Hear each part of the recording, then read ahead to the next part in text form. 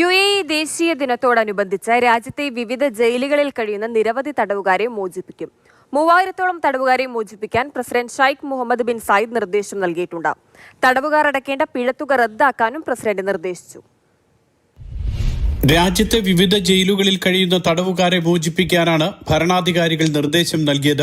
UAEയുടെ പിറവി ദിനത്തിൽ 3000-ഓളം തടവുകാർക്ക് പുതുജീവൻ സമ്മാനിക്കുന്നതാണ് president Sheikh Mohammed bin Zayed Al നഹ്യാന്റെ ഉത്തരവ്. വിവിധ ജയിലുകളിൽ കഴിയുന്ന 2937 തടവുകാരെ മോചിപ്പിക്കാൻ അദ്ദേഹം ഉത്തരവിട്ടു. മലയാളികൾ അടക്കമുള്ളവർ ഇക്കൂട്ടത്തിലുണ്ട്. താരതമ്യേന കുറഞ്ഞ കുറ്റകൃത്യം ചെയ്തവർക്കാണ് മോചനം ലഭിക്കുക. ഇവർ അടയ്ക്കേണ്ട പിഴത്തുക റദ്ദാക്കാനും ഉത്തരവിൽ പറയുന്നുണ്ട്.